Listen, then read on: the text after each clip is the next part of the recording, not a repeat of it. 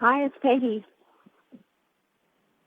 Good morning, Peggy. Four others of us are on, and we're just waiting for the gavel.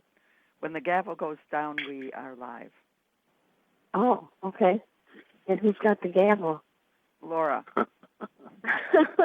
Okay.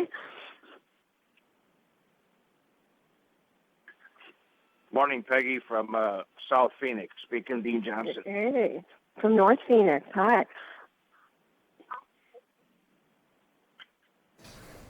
Everybody but us. All right, I'll call the meeting to order. All right, and if our phone folks are done with their conversation, we'll get started. But welcome everybody to this special meeting of the Board of Regents. Since Chair Johnson and Vice Chair McMillan are unable to be here in person, they have given me a gavel, which should scare everybody. So be on your best behavior if you would. So I'll be serving as chair just for this meeting. And joining us by phone this morning are Regents Anderson, Cohen, Johnson, Lucas, and McMillan. Good morning to all of you. Good morning. And as always, if you have any comments or thoughts, jump in, and we'll make sure that we include you include your thoughts in the meeting today. So, before we get started, I should probably note that today is the 165th anniversary of the university's founding in 1851. So. Wow. Happy anniversary to the University of Minnesota. So it seems particularly obviously appropriate for the board to be gathered today on this, to do something so significant. And so we're really pleased to be here today. It's significant for the state, for the university, and we want to thank Patty and everybody who's been involved in that. So with that, we're here for one agenda item today, and it's the appointment of the new University of Minnesota Health Board of, University of Minnesota Health Board of Directors. And so the resolution that will be hopefully passing today will be the appointment of board members with the authority to select a CEO of M Health. And I'd like to invite Academic Health Center Counsel Keith Dunder to the table. And President Kaler, would you start us off? Thank you very much, Chair Broad. Regents, thank you for calling this special meeting of the Board of Regents on the university's birthday.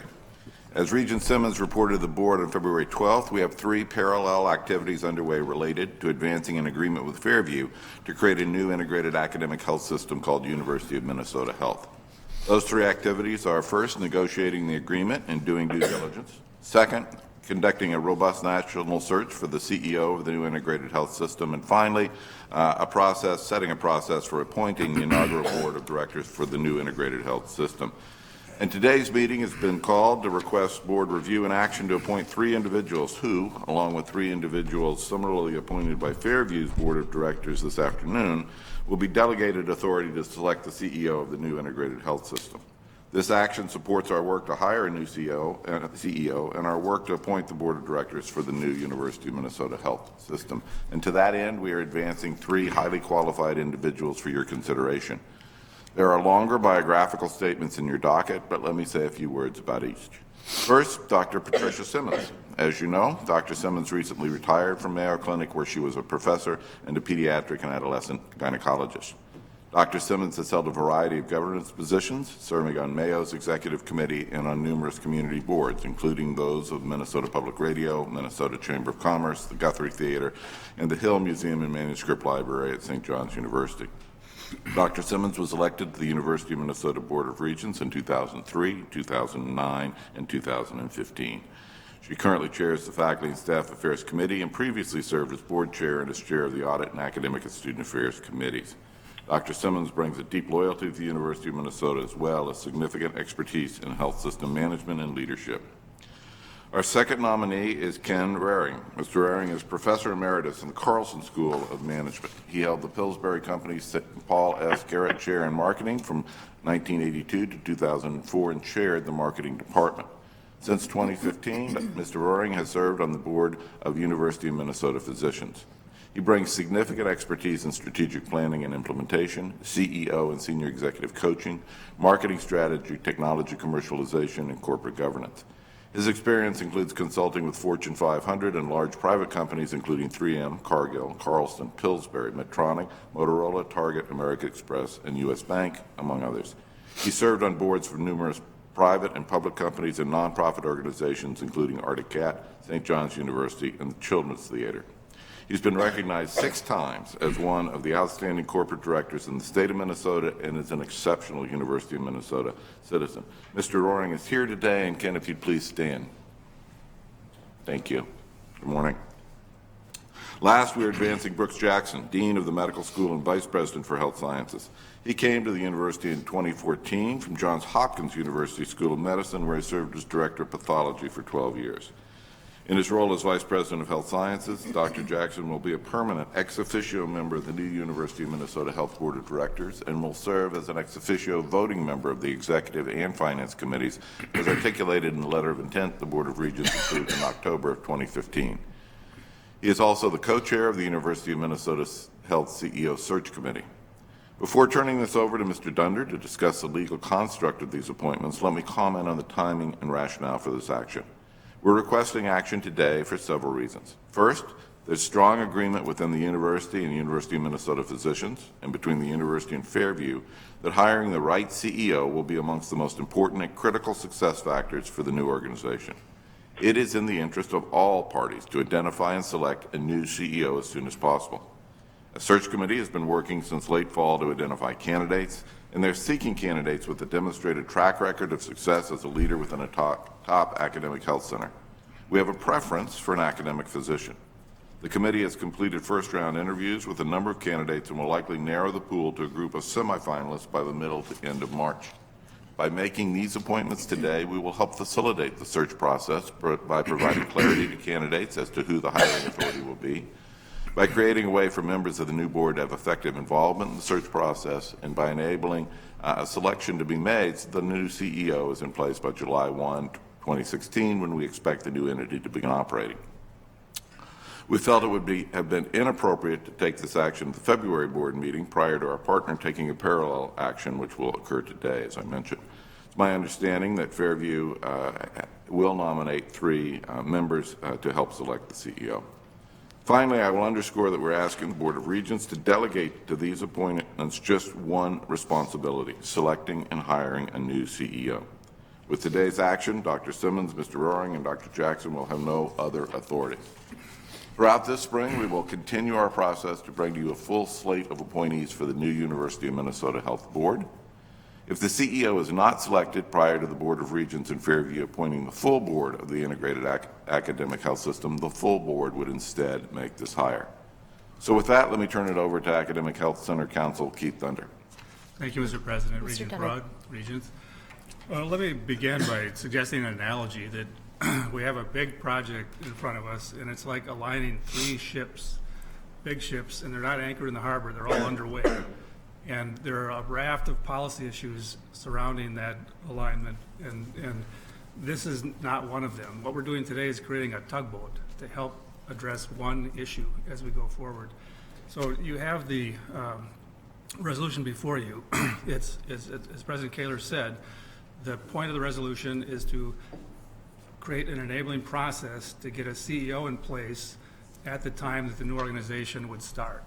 And we would be severely disadvantaged were that not to happen. And so in these transactions, the legal technical term is chicken and egg, but there's lots of chicken and egg problems in a deal like this.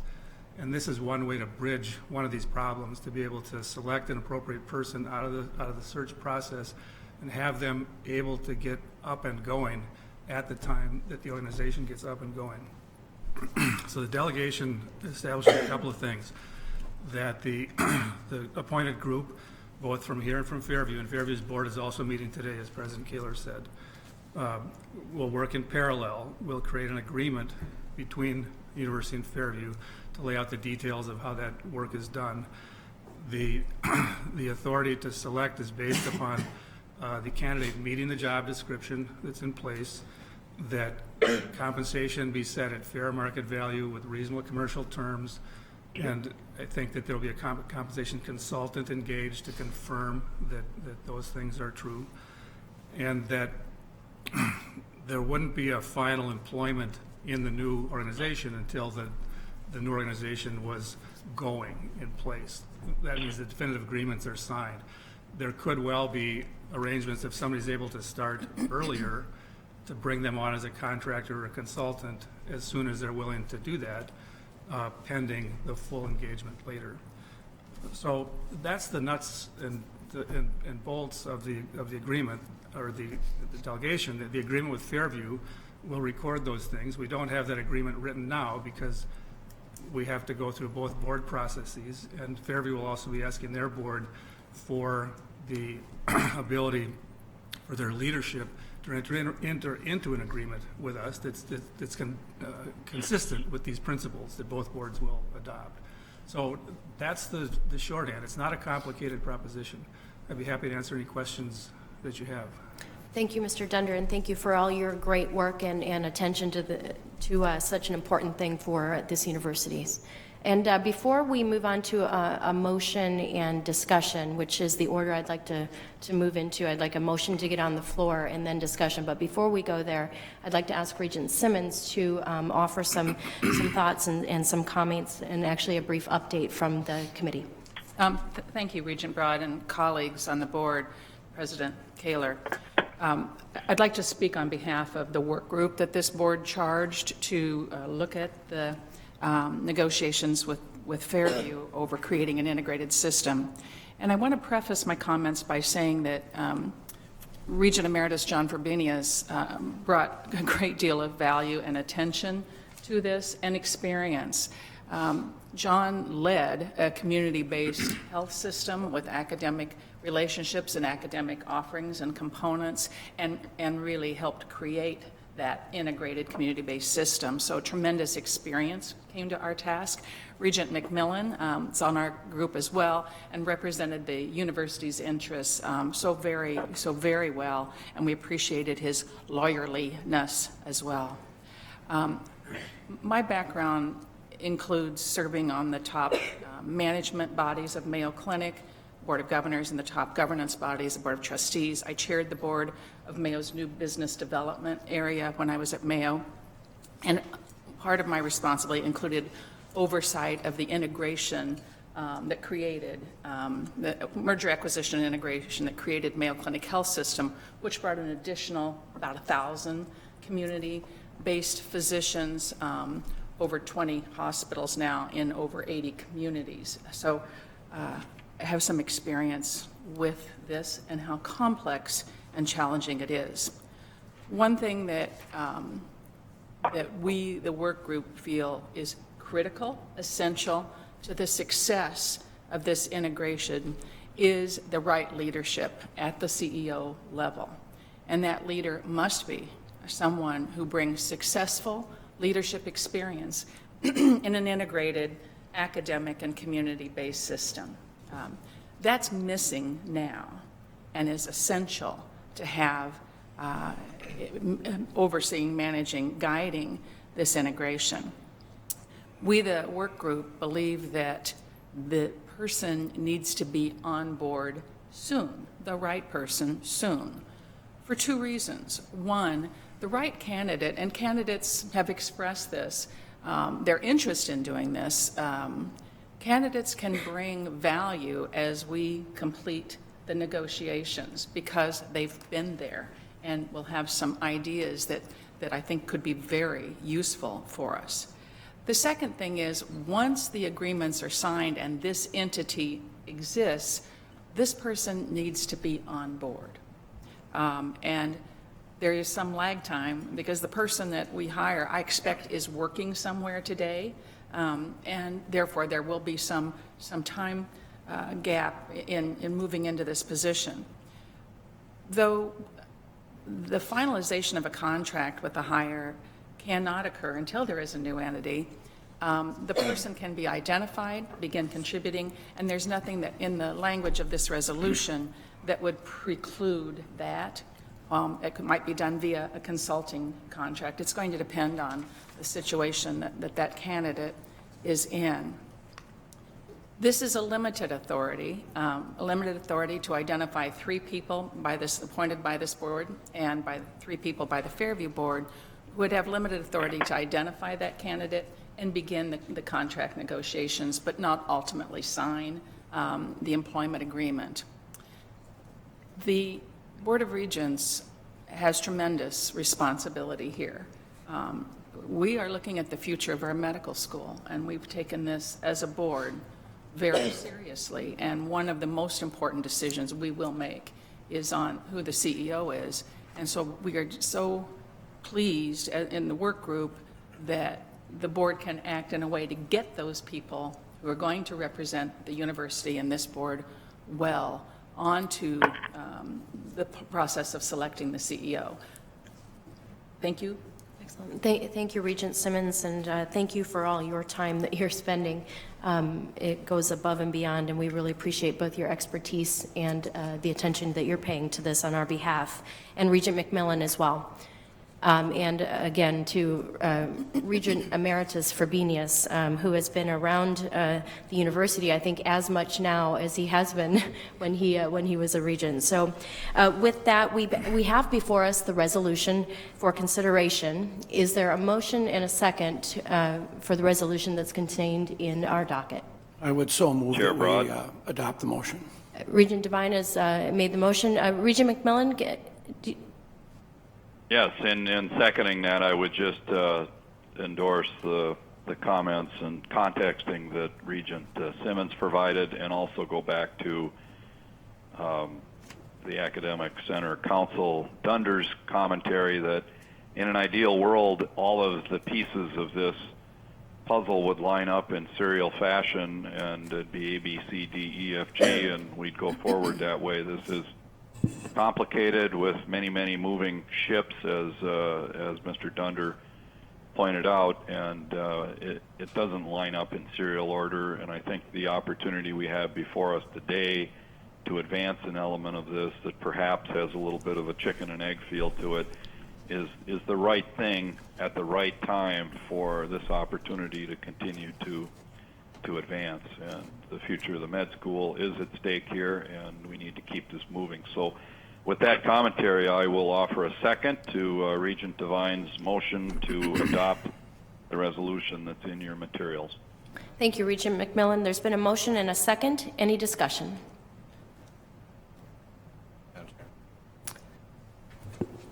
Oh, Regent Rocha. Thank you, Madam Chair. We've got a couple questions first. One of them is Regent Simmons stated that this would not be to enter into an agreement with the CEO. I'm trying to track the language and understand, because it talks about negotiate and finalize the terms.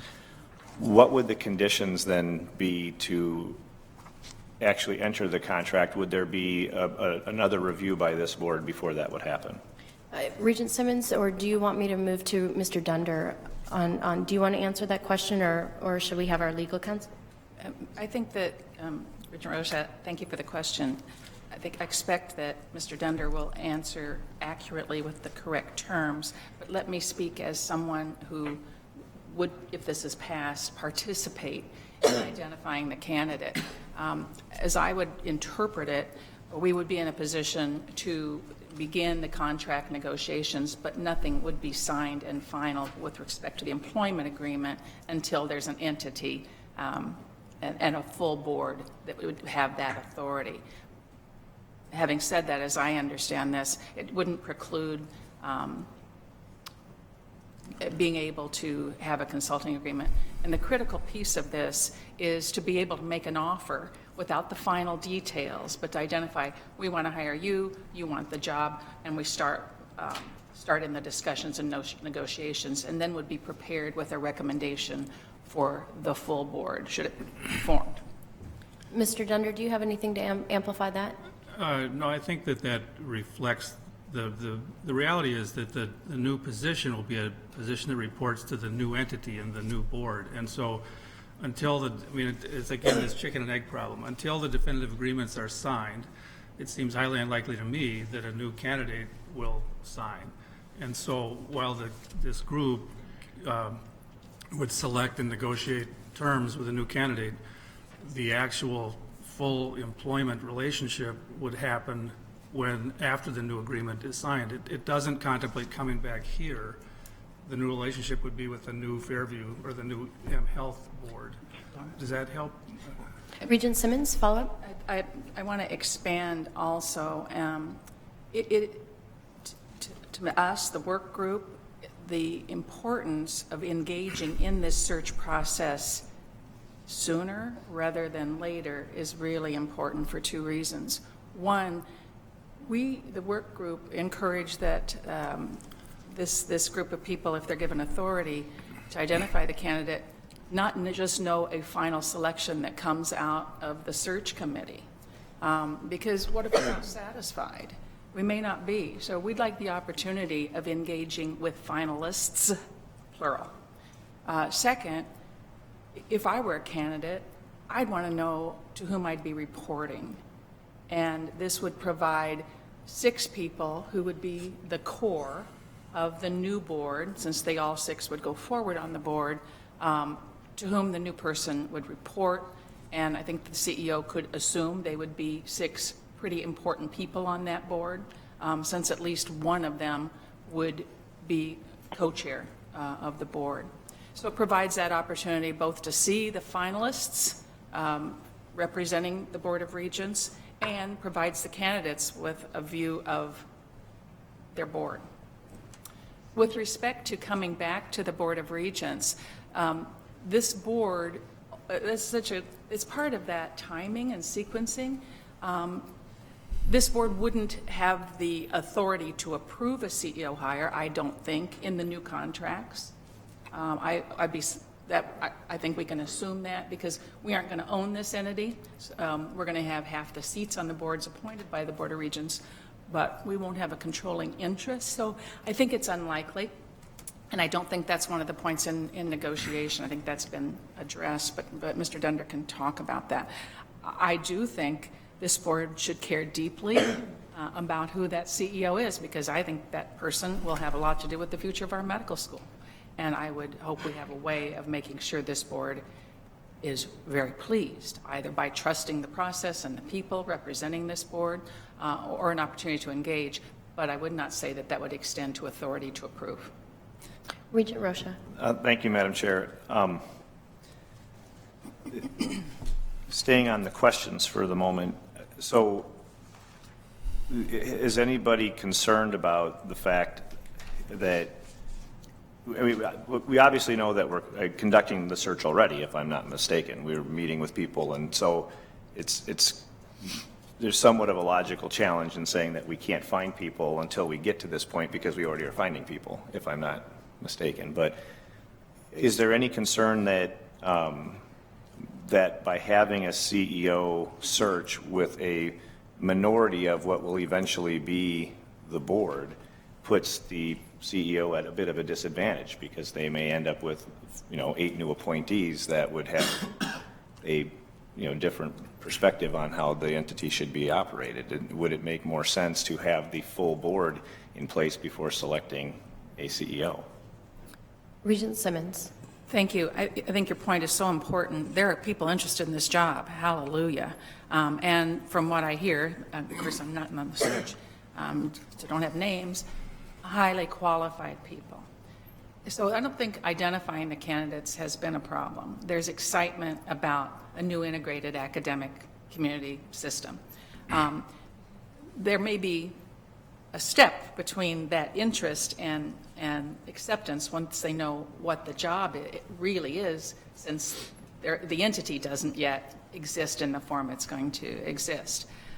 So I think that a candidate would want a sense of who's on that board, particularly leadership of the board. I don't think it's uncommon in experience for candidates to not know everyone on a board well before a hire. So I don't think that's a barrier.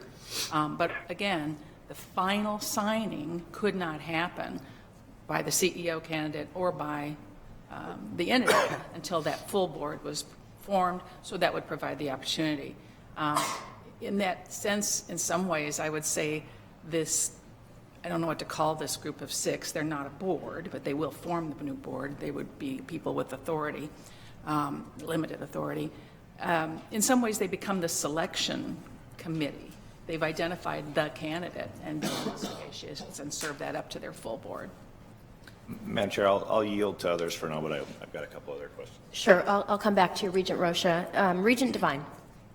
Thank you, Chairman. I'd like to make a couple comments and just then ask a question. First of all, I'd like to just say thank you to the work group and the work that's been involved. This board has asked that there be a high level of engagement, a stepped up level of engagement here over the last maybe 6 months or so.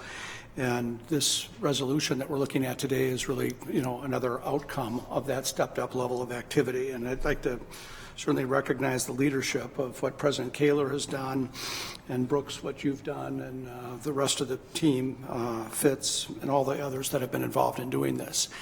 Our colleagues, Regent Simmons and Regent Emeritus John Fabinius have also put in a tremendous amount of time on this, and I think the recognition of that publicly here today is warranted in terms of what we've asked for relative to this high level of engagement that the board have.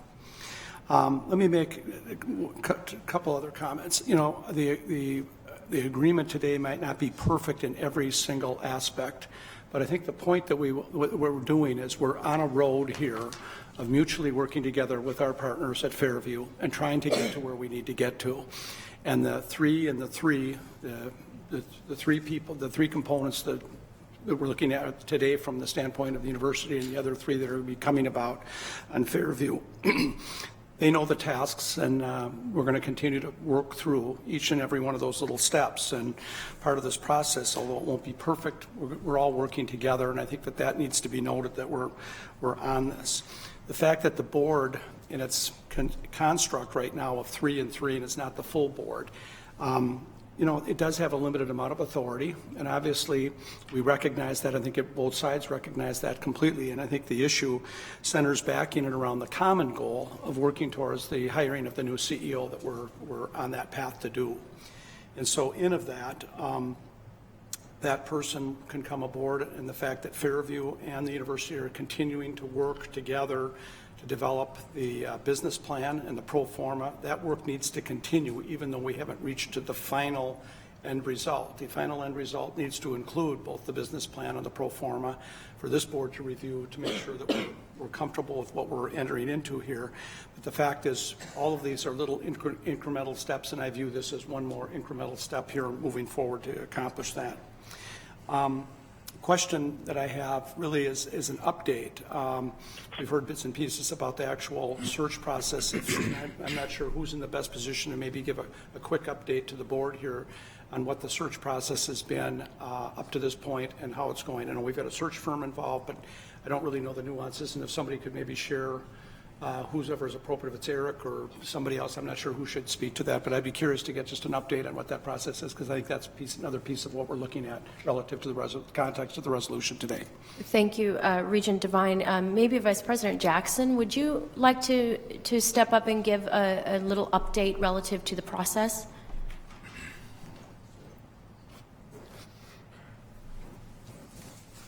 Sorry, I kind of called on you out of the blue.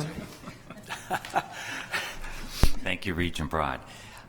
Regents, as co-chair of the search committee, we have been interviewing candidates over the last probably 6 months or so.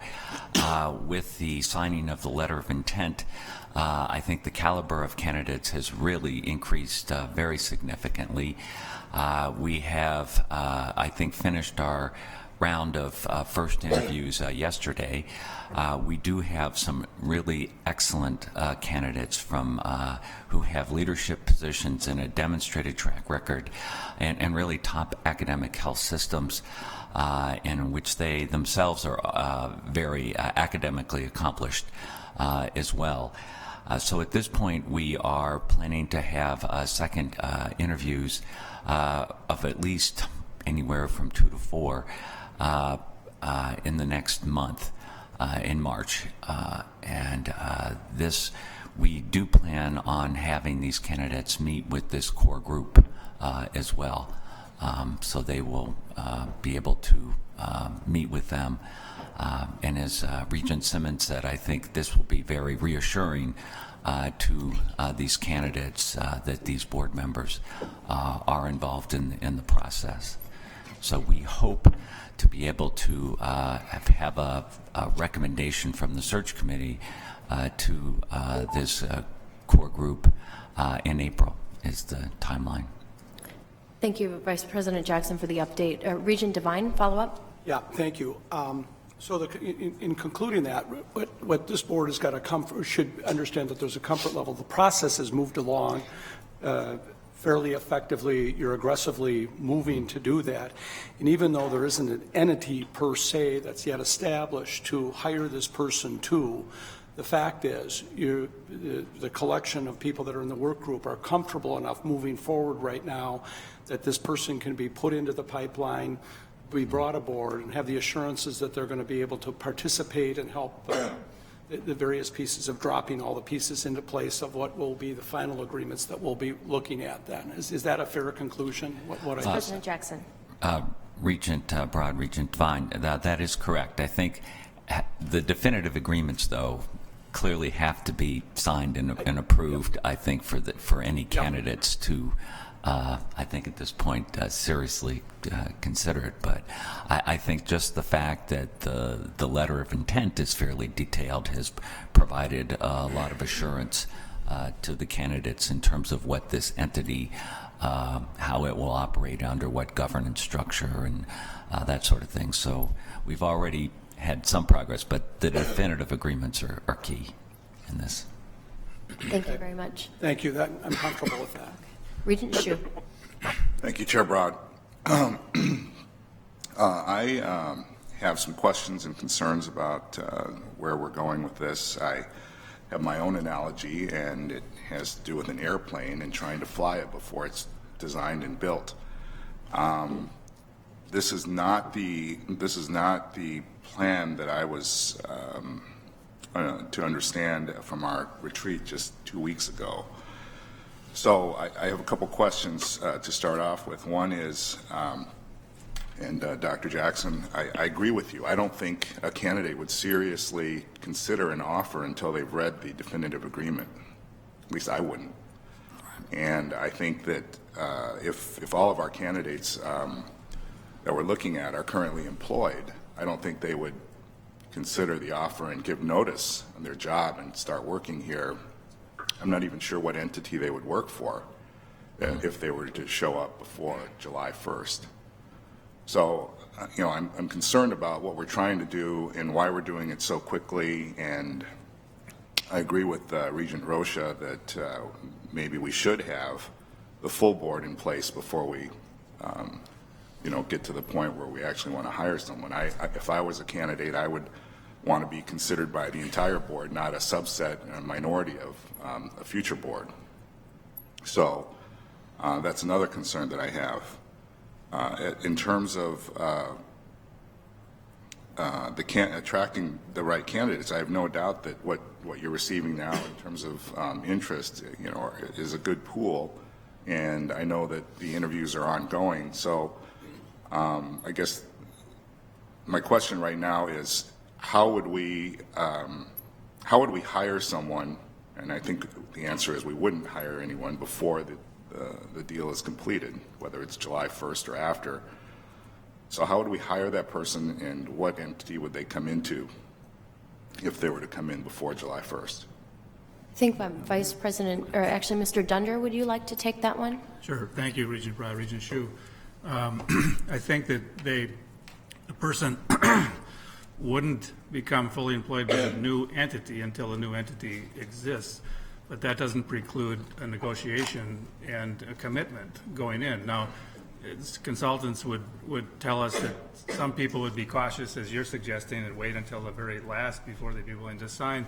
Other people in these positions want to get in when the paint's still wet and help shape what's going to happen in the new organization. So I think that what you're suggesting is certainly true, but it depends on the interests of candidates and what they want to do and what they're willing to commit to. But that would be part of the negotiation. And obviously, the negotiating people would do the very, very best that they could to get the right person. And it seems quite critical. This is not a legal question. This is a personal view. It's quite critical, I think, that someone be on board as soon as possible. If we're going to create a new organization, it needs to be a new organization as soon as it can be, and not exist under a sort of stagnant Fairview administration for 6 months or whatever it might take to do a search that wouldn't start until July. So that's a personal view and not, as I said, a legal opinion. But follow up, please. Regent Hsu. Thank you, Chair Broad. Well, so do we have any idea of what Fairview is approving today? essentially the same thing. So they're approving another 3 people to come on and help with the search. Correct. So 2 weeks ago, I was under the impression that, well, maybe I was under the incorrect impression that Fairview, the current Fairview CEO, would step aside at an earlier point than deal completion to give this other person, this new person, an opportunity to help work the deal points through to to its conclusion. Is that not something that was considered, or do I just have a misunderstanding of? I wasn't part of that conversation, so I'm sorry. Regent Simmons, I think. Thank you. Address that. Regent Hsu and colleagues, the goal is the same, objectives the same as we discussed previously, and that is to get the person on board to start participating. The way that the negotiations have gone in terms of getting to signing final agreements has been delayed. There was the expectation, if you'll recall from our letter of intent, we would be signing March 1st. That's coming right up. It's not going to happen. And I don't think we have a date, but let's just say it looks more like July 1st than March 1st. So the goal of hiring and signing and getting the person going can't come together that soon. The important thing I think to know is there is a CEO in place, and as long as that CEO is in place, it is someone without the background in integrated medical healthcare organizations, without a background in medical school, academic, community systems. Fairview could hire another CEO whenever they want. They initiated this search. What if we don't sign agreements? Fairview could hire the finalists that comes forward from this process. That wouldn't be the worst thing that happened. Fairview is our partner, and that will be true whether we sign agreements to change things or not for some period of time. It would be not terrible if the new CEO had the background we're seeking with the respect for the academic mission and the experience in delivering that. That's the best I can say. One of the difficulties we face as a board is that the negotiations are going on, and we can set, and fortunately have, and must continue to do so. These are absolute things this board must see in the final agreements in order to approve this. We're not going to approve a bad deal. We're not going to approve a deal that we think we're not sure if the medical school will benefit from this or survive this. So one of the things I encourage us to have as an absolute is academic physician leadership in this. The best institutions, as I've shared with you, in the United States are all led by academic physicians. And the sooner we have that, I think the greater our chance of success. It concerns me greatly that we continue on the path we're on, because it's not a path to success for the medical school. Regent Hsu, did you have a follow-up? And I appreciate all of that. I'm just concerned that we are moving too quick. I'm not even sure why we had a special meeting to go through this, because we already have people on the search committee from our side, and my understanding is it's going to be at least another month or 2 before we get through the final interviewing process to identify even semifinalists or maybe even finalists. Is that the timeline that we're talking about, or is it happening faster than that? Mr. Dunder or Vice President Jackson? Yes, Regent Broad, Regent Shu, that timeline is correct. I think we would like to be able to make a recommendation in April. But as previously said, I think it does serve us well for the candidates to know at least 6 of these board members will be in the new entity. I think that is something they want to know who they're going to report to. I think this is a core board who has been involved in these negotiations. I think these members will be the ones who really are very helpful in getting this new entity started and working with this new CEO. And I think that does provide some confidence to these candidates who they will be working with very closely. You say, well, could this wait? It's possible. You could wait till April, but I think these 6 members would certainly want to meet these candidates and interview them as well as part of this process in deciding, helping who may be the final candidate. So I think involving these 6 members in this process as we really get it down to the last couple candidates, I think is very helpful.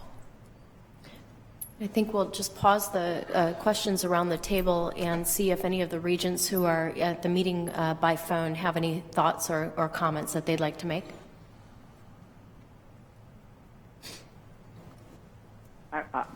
This is Regent Cohen. Regent Cohen? And yes, I don't have any questions, and my comment is that I would agree with the discussion that has emphasized how important it is to move in the direction of getting an academic position, if possible, as head of this new entity when it happens, and that it seems to me that it's important not to delay that process. Thank you, Regent Cohen. Any other regents by phone? Dean Johnson. Regent Johnson. If I may, Madam Chair. Please.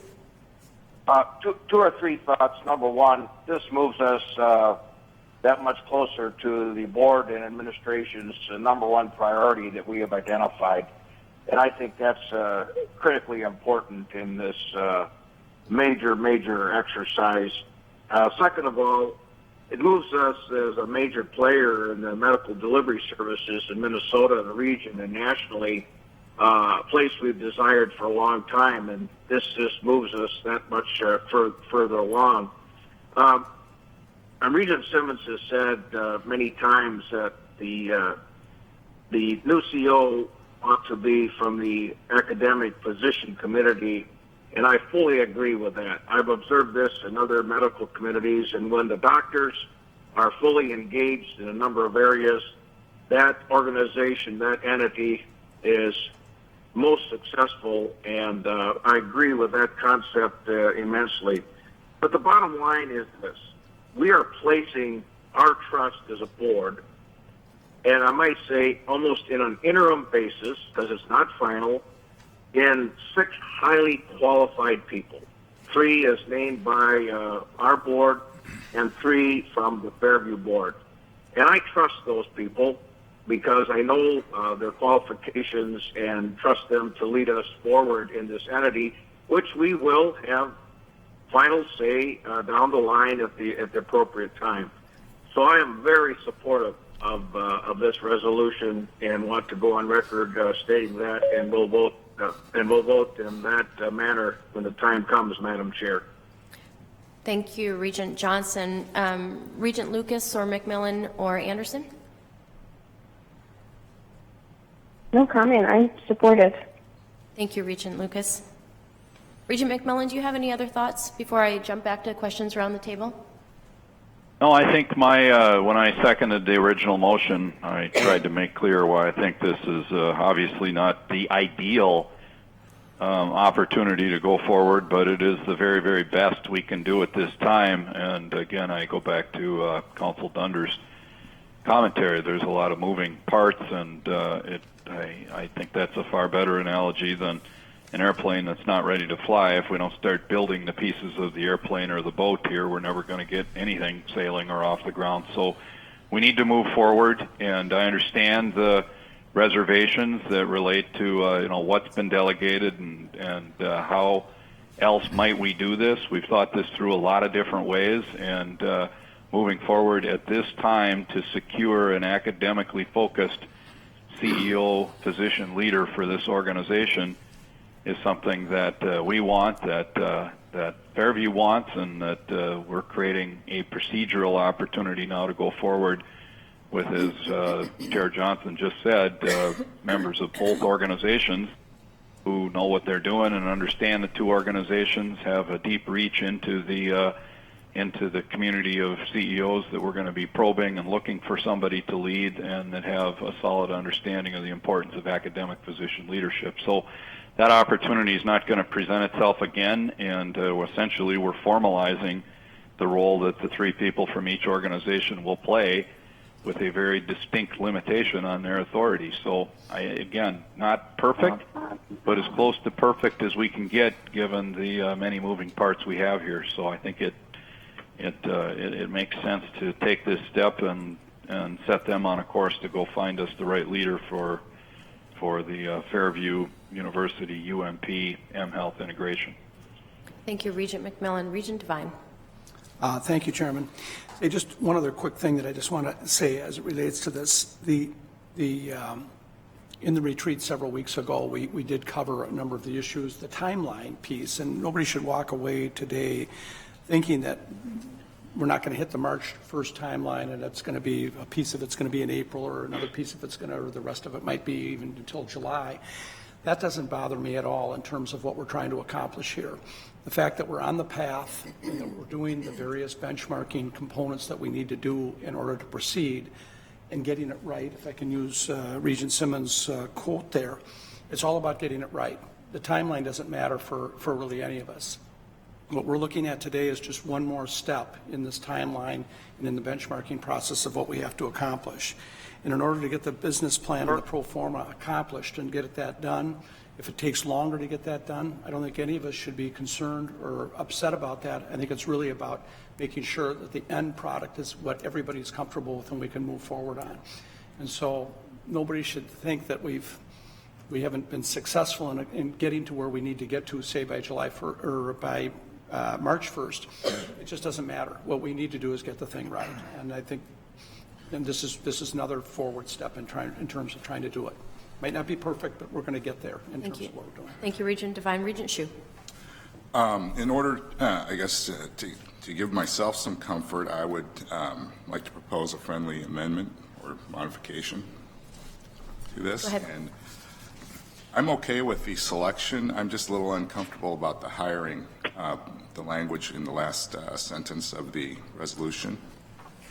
If we could remove the "and hiring" of the UMH CEO subject to the terms stated above, I mean, just the "of and hiring," I guess, would be the part I would remove, and then give us an opportunity to get the entire board in place in order to actually make the hiring decision, which we should be able to do by April or May. Yes. Okay, so there has been an amendment suggested to remove the language "and hiring" out of the resolution. Maybe Mr. Dunder, you can just describe what that does in terms of the mechanics of the resolution, and then we can discuss the amendment. But is there a second to the amendment? And then we'll discuss. Second. Okay, there's been an amendment made and a second to the amendment. Actually, I'm not even sure we need that, but we just did. And Mr. Dunder. Chair Broad, Regents, that would, of course, diminish the authority, or the apparent authority of the group that's appointed by the University of Fairview. I think it would put us out of sync with what Fairview intends to do, and it would probably, this is not, again, that's a legal observation. It would diminish the authority of the group. It may be discouraging to candidates if they don't think they're dealing with a group of people that actually has authority to go forward. But that's a policy question. Legally, it would. Okay, Mr. Dunder, can you also describe just the mechanics of how that would impact the potential of the consulting type arrangement that I think we heard from Regent Simmons? Well, again, Chair Broad, Regents, it would take away that authority, I think. And the group of 6 wouldn't really have the power to do much of anything concrete other than identify a candidate, which would not represent as much progress or as much probably attraction to candidates as it would if they had more authority. Okay. Regent Hsu. Thank you, Chair Broad. I disagree with that. I think what it does is it gives the candidate comfort that they will be considered by a full board, which is what I would want as a candidate if I were coming to a deal like this where it's coming together on the fly. I would want to make sure that I was being selected by the entire board and not just 6 members and hired by the Other thoughts? All right. I'm sorry. Regent Amari. Yeah, well, one, I think it's an understatement to say this is coming together on the fly. I think folks are working hard and have been for a while, actually for the 3 years that I've been on the board. One, and then 2, I just wonder what the implications are for the vote that's going to happen later at Fairview. If we, I think some potential unraveling of some pieces or some shoelaces being untied is likely, in my view, not worth the risk of that. Thank you, Regent Amari. Regent Rocha. Thank you, Madam Chair. On the amendment, the proposed amendment in front of us, the challenge with voting against the amendment for me is that we had this conversation that there would not be a final hire, and then taking the word hiring out is objectionable. Well, you would think if what was said earlier is true, then there would be no objection to removing that word. So just from, again, a basic logic standpoint, if we're granting the capacity to hire, that's a very powerful authority. And so that would, to suggest that word must stay in is inconsistent with what we heard earlier. Other thoughts? Regent Hsu. Thank you, Chair Broad. I would just like to add another comment. I think we have plenty of time to add the additional board members before a hire would even be made, or we would even contemplate an actual hire. Given the timeline that I've tried to understand, I think maybe we might be able to identify a finalist by maybe May 1st, and I think we have at least one more regularly scheduled meeting between now and then to give us the opportunity to identify the final 4, so a total of 7 board members that can make this decision, make the final decision. Regent Simmons. Thank you. Regent Hsu and colleagues, there are a few challenges in that.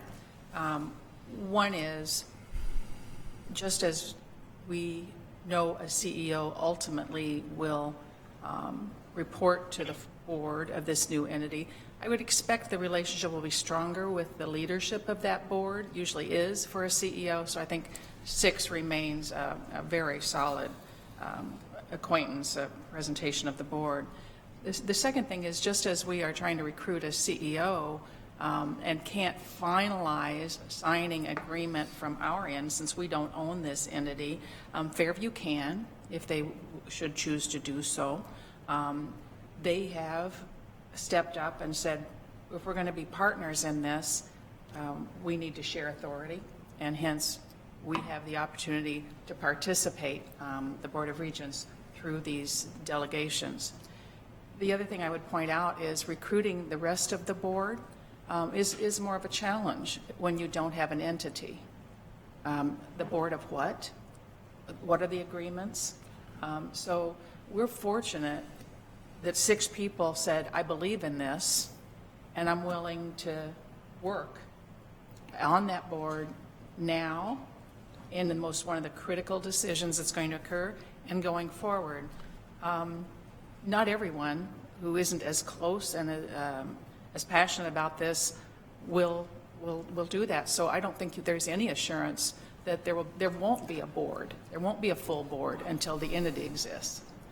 So I think the time frame is highly problematic if we think we can identify the full board by May. I don't believe that.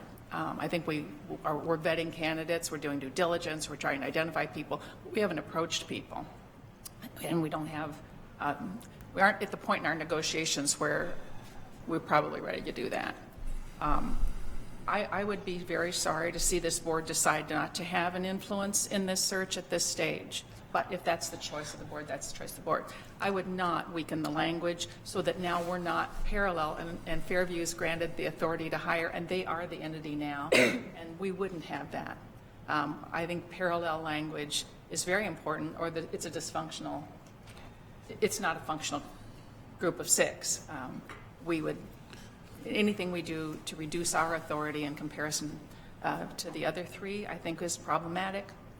And I'm not sure that the people we would appoint would feel comfortable serving in that position. We'd have to ask them. That would be different than they thought they were being asked to do. One last thought before we take the vote. Chair Broad. Regent Hsu, will you hold off? I'm going to have Regent McMillan hop in. Regent McMillan. Just 3 points, and addressing what is an understandable concern on Regent Hsu's part, but one of them, at the risk of being redundant, is just to state again what Regent Simmons just said. Fairview is creating an opportunity for us to be directly engaged at an early and formative stage of this search process that they wouldn't need to. They can hire a CEO tomorrow if that's what they want. They stopped their search, worked with us, and we now have this one underway, and we're effectively formalizing the 3 experts we want to have involved in securing that person. So that just needs to be said again and again, because it's very important to realize that. Secondly, as to the amendment, I'm not comfortable with the amendment because I think it takes away the tool of consultancy in the interim, and we need some kind of a tool there to go grab the right candidate, bring them in, and give them an opportunity to be involved in the construction of this organization, again, using analogies, which are always dangerous, before the paint's entirely dry. There is a right candidate out there. I'm sure they're going to find them somebody that wants to help color that paint and figure out where to paint and where not to paint. So I think that's really important, and we would eliminate that flexibility and that authority to put an interim arrangement in place before the organization gets up and running. And lastly, I'm willing to rely on the expertise of the 6 people involved here to determine whether a CEO who sees all 14 members of his board or the 6 core members and is comfortable or not with that. I don't have expertise in what CEOs in the healthcare field would like to see there, but when I'm listening to these people and the work group here that involves another former CEO of an integrated system, I'm comfortable then saying, okay, if you think you can go find the right CEO with 6 as opposed to 14, and that person's going to be comfortable knowing those 6, I'm good with that. Thank you.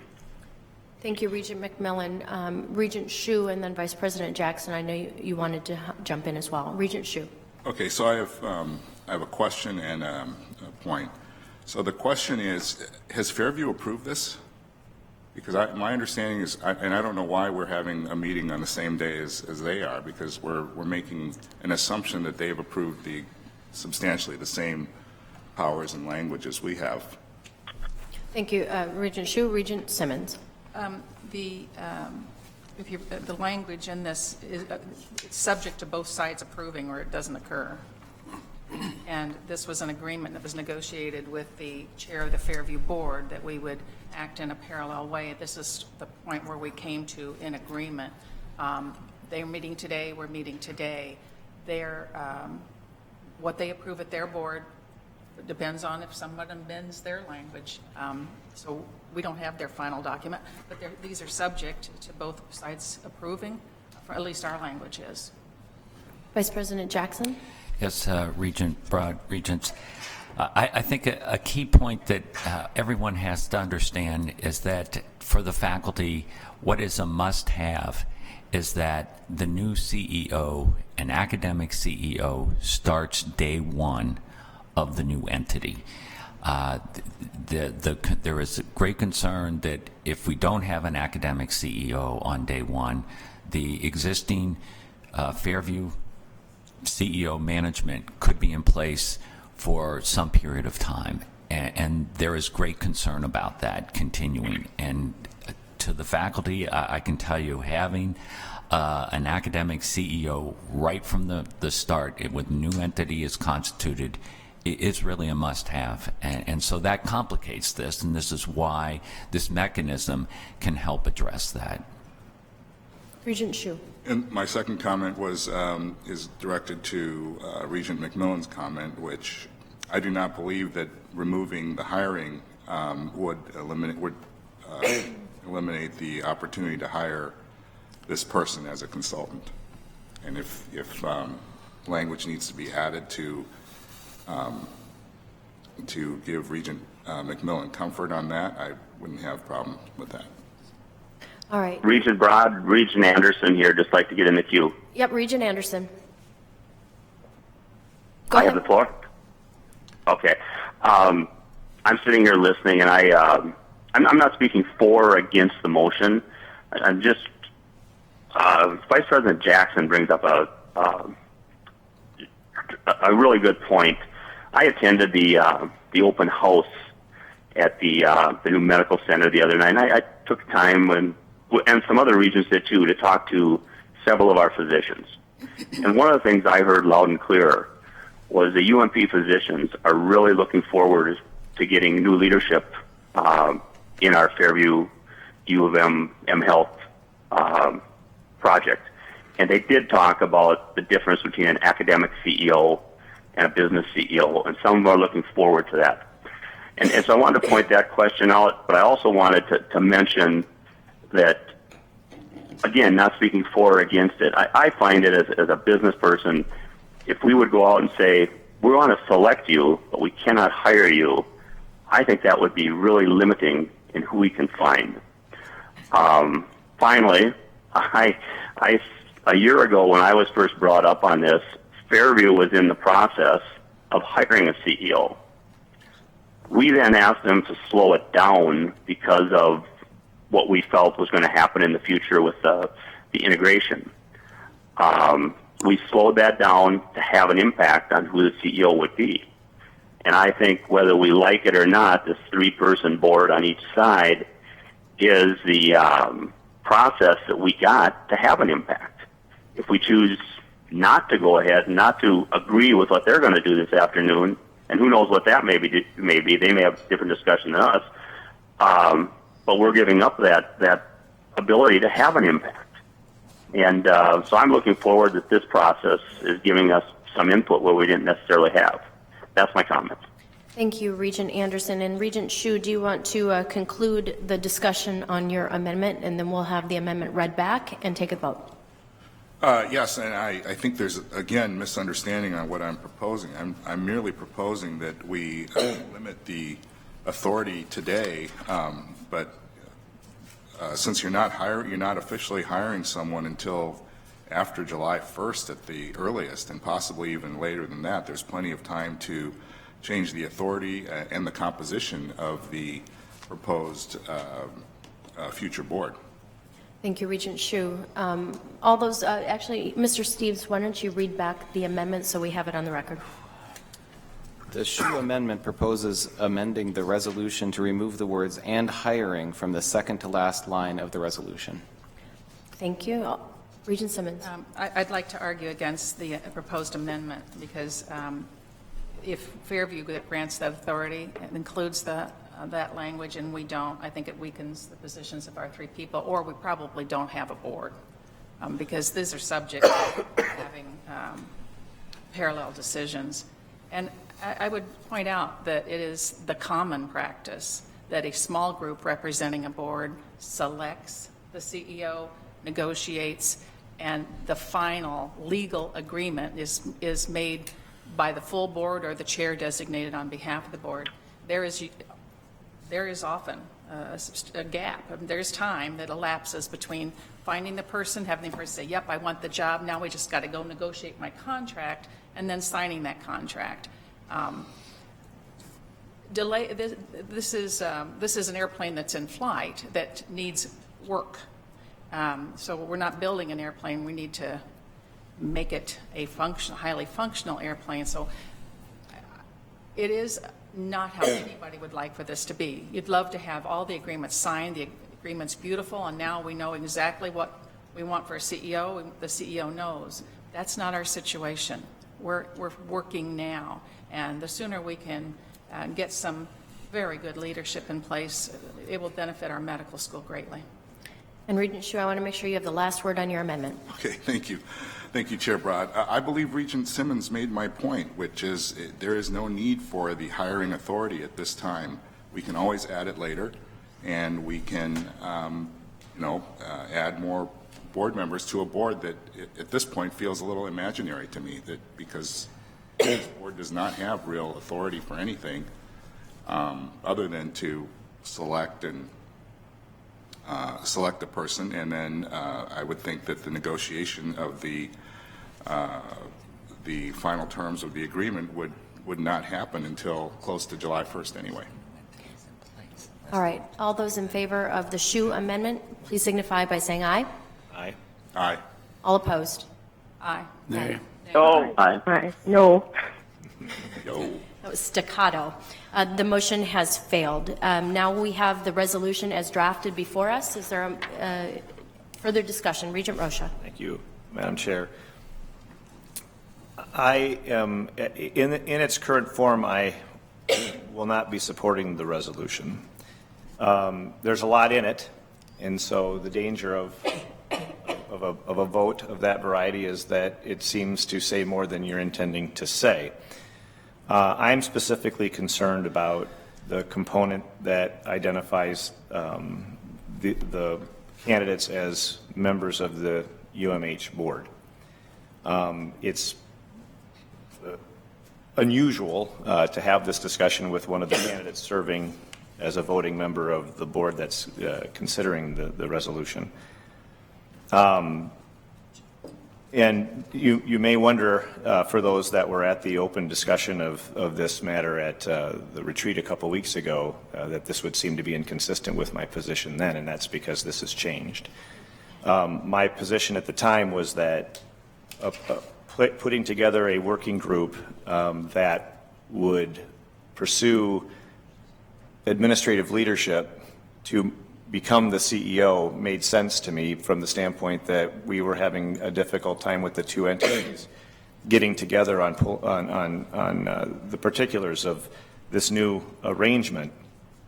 And my feeling was that having three exceptionally qualified people, I don't think anybody would challenge the qualifications of the candidates, having them empowered by the board or appointed by the board leadership, chair, vice chair, to work with three people from Fairview to do this made sense, with the expectation that since no power was vested in a UMH board yet, because it does not exist, this board would then review the proposal, whether it be a consulting agreement or a CEO contract, for approval until we have divested ourselves and invested in someone else the power to do that. What's happened in the last week is that this has been characterized as placing these people on the UMH board. Well, we have a few issues, and Mr. Dunder, you could perhaps reflect on this. Maybe it's not necessary because things are going where they're going. But the UMH corporate entity does not exist, and so we can't appoint people to a board that does not exist. Secondly, we don't know what the term is. If somebody could perhaps answer that, but there's no term for these appointments, and so I'm not really sure what we're doing in that regard. And we don't have any other information, such as do we retain recall capacity and how are we going to do this? It seems to me that the question about what the board should look like and what we're looking for our members of this board, to the extent one believes this is the right structure for our future academic health environment, we don't know. And so for this to be thrown at us about a week ago with virtually no opportunity to have the discussion, I think is improper. A big part of my concern is that while I absolutely support Regent Simmons' role in helping identify this person in negotiating, et cetera, I have an objection to appointing a member of this board to a member of the UMH board. I think that appointing regents to other boards of this variety, it's very serious business. And I think we have to ask a number of questions. One is, does it create a conflict? And the answer is clearly it does. It's a conflict of loyalties. So my concern as we go forward is if Regent Simmons is a member of the UMH board, when we're having a discussion, is she wearing her UMH board hat or is she wearing her regent hat? Because as two separate corporate entities, they have separate loyalties. It also raises the question of whether it shifts the relationship among members of the board. Particularly, does it create some regents more equal than others in terms of conversations about these major issues? Now, certainly we have our different levels of expertise, but when you vest a vote, that changes things fairly dramatically. And then finally, we have a risk of the self-dealing component because, as I understand it from my conversations, that this UMH board will be a compensated board, whereas this board is not.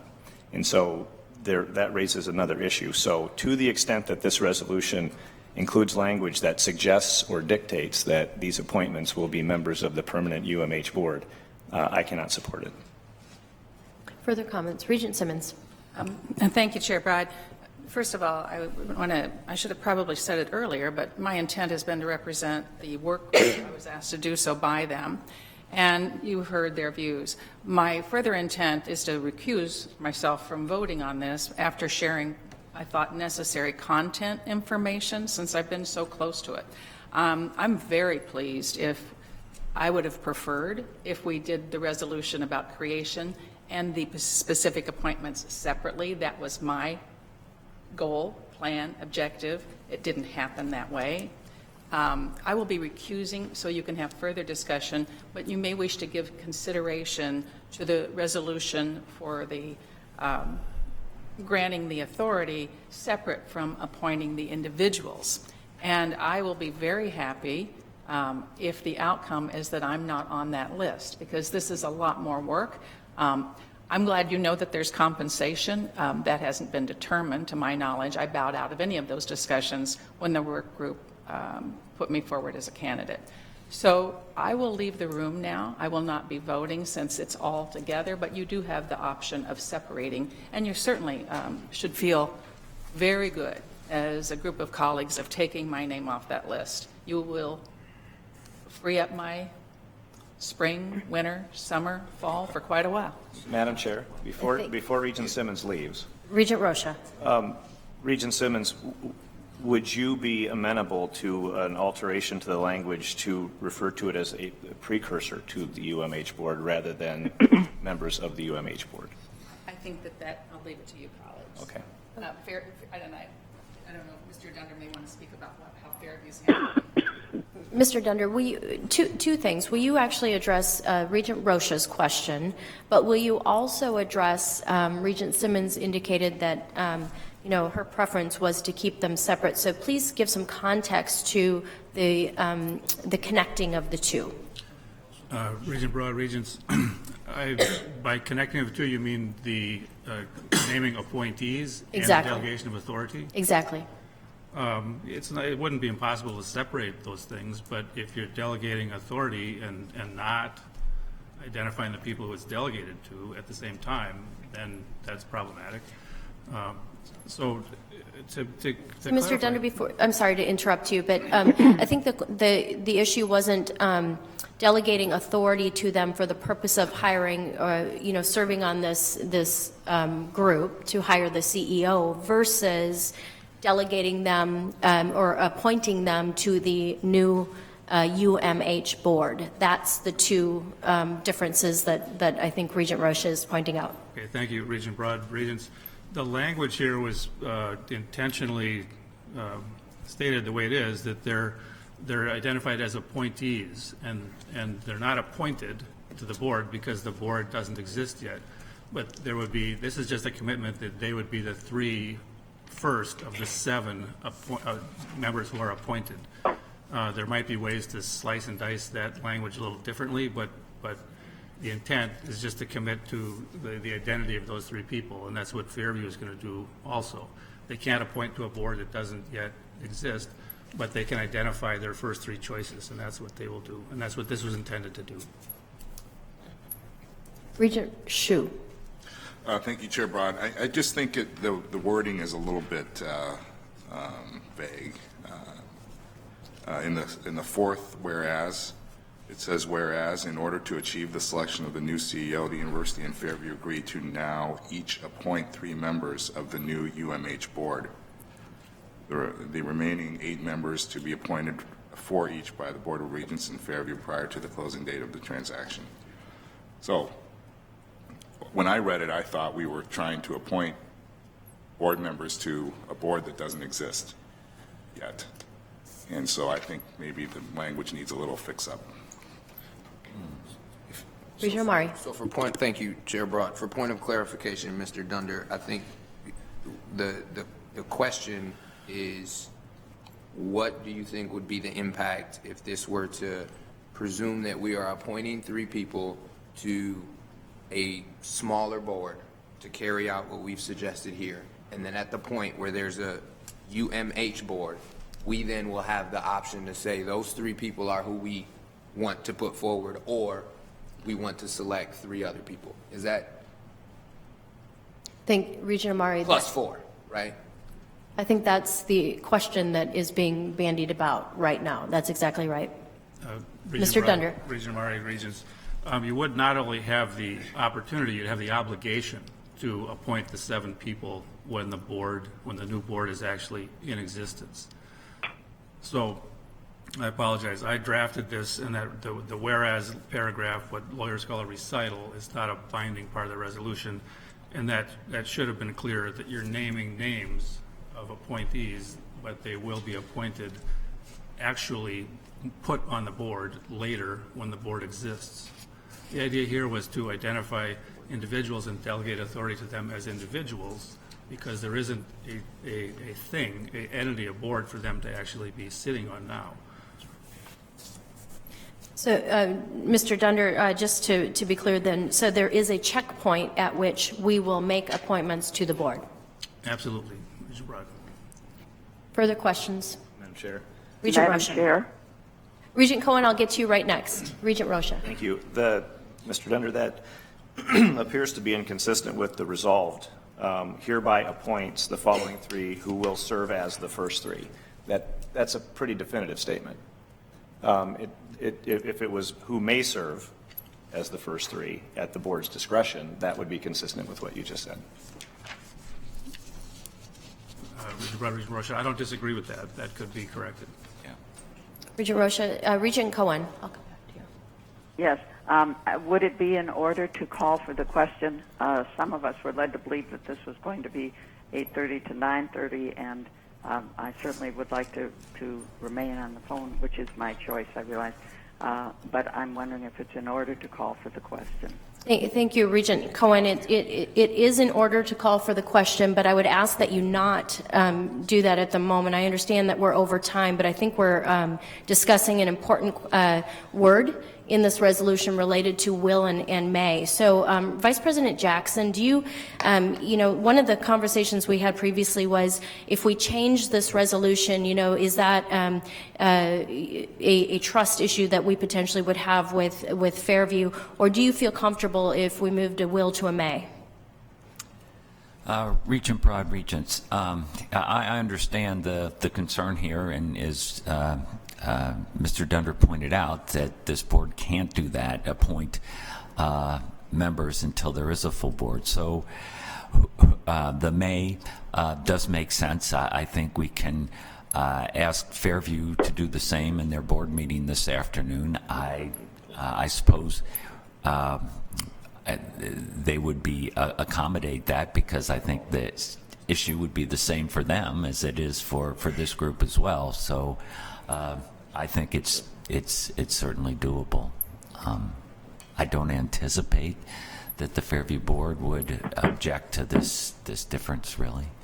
Thank you, Vice President Jackson. And I think it's, important to mention that what we're talking about is aligning the language with the action and not adjusting the plan. So I just want to make sure that if we decide to move in this direction, it's not about adjusting the resolution itself. It's just alignment of language. Regent Rocha, do you want to make that motion to move the will to a may?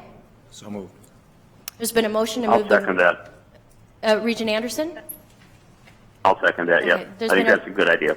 There's been a motion made and seconded to move the language. Mr. Steves, do you want to read it back? The Rocha amendment would change the word will in the second line of the now therefore be it resolved paragraph from will to may. Any further discussion? All those in favor of the motion signify by saying aye. Aye. Aye. Aye. All those opposed, same sign. Motion prevailed. We now have an amended resolution before us. Is there further discussion? All those, Regent Hsu. Well, so thank you, Chair Broad. How do we, I still think there's a problem with the fourth, whereas. Is there a way we can fix that? Well, Regent Hsu, there potentially could be a way that you could fix that, but it seems like the be it further resolved is the action point that aligns the language with the actions that have been described to us today.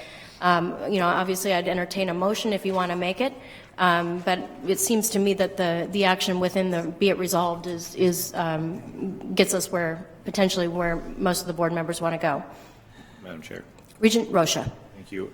I agree that it is there's a bit of inconsistency there, but I am comfortable with the resolution language. Regent Hsu? Okay, I'm good. Okay. Seeing no further discussion? Further discussion on the phone since I can't see you? Madam Chair? Regent Johnson. Madam Chair, it appears we're moving toward a vote, and that is good. I am concerned about the comments Regent Rocha made in regard to Regent Simmons. We as a board, leadership and the full board, agreed to make the appointment of Dr. Roaring, Dr. Jackson, and Dr. Simmons. I believe that was 2-3 weeks ago. And we did it after vetting, thinking, and I'll call it a trust issue. I think that the most capable, qualified person representing, linking the Board of Regents into this new entity is Regent Simmons.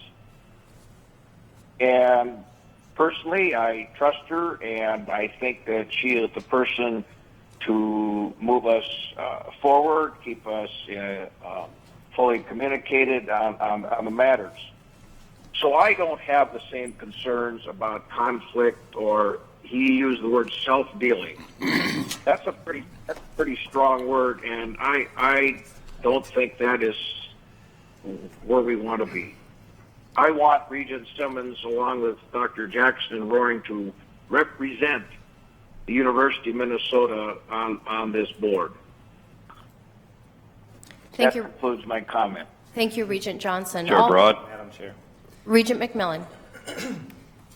Thank you, Chair Broad. I would certainly second Regent Johnson's commentary and make sure the full board is aware, and I have a bird's eye seat here in terms of Regent Simmons' commitment, dedication, and her time and personal effort she's put into this. She has, and Regent Emeritus Frobenius, they have gone well beyond the call of duty here, and I just want to be sure everybody appreciates that. I think Regent Devine said something to that effect earlier, but we're lucky, very, very fortunate, richly blessed, if you will, to have talent of this caliber informing this this CEO debate and the formation of CEO search and the formation of the mHealth entity. So we just don't want to lose sight of the fact that without that kind of talent here to experience and wisdom to move us forward, we'd be in a very different place. Thank you, Regent McMillan. And I'd like to wrap this up since we're over time, but I will give Regent Rocha, since you were addressed directly, I'll give you an opportunity. Thank you. Thank you, Madam Chair. As I believe you would all recall, when we talked about this 2 weeks ago, I was the first to speak in favor of having Regent Simmons be our representative to what I conceived as a work group to identify this CEO candidate. There is no question, and I take a certain exception to the proposition that I don't recognize her exceptional capacity and her great value to the university. And I understand that these concepts can be hard to understand, but I am speaking solely to the fact that this is a major step in identifying who is properly on this board, which I think when you consider the size of the enterprise and the importance to the university, needs to be a very deliberate discussion, not an afterthought in a resolution that we saw for the first time a week ago. So I was not at all suggesting that Regent Simmons was engaging in any of the acts that I'm describing. I'm simply saying those are considerations that we must, as board members, consider if we're considering whether a member of our board serves on an additional board that has business with our board on a frequent basis. So to the extent there was any confusion, I am not making any allegation whatsoever related to our very esteemed colleague, Regent Simmons, and I'm disappointed that that is the way it was perceived. Thank you, Regent Rocha. All those in favor of the resolution as amended, please signify by saying aye. Aye. Aye. Aye. Aye. All those opposed, same sign. Nay. Motion prevails. The resolution is passed. And thank you all for staying a little bit extra. I think it's a good extra time that we spent to get this resolution right and to get the language where we need it to be on one of the boards and this university's highest priorities. With that, is there a motion to adjourn? So moved. Second. Motion to adjourn, second. We are adjourned.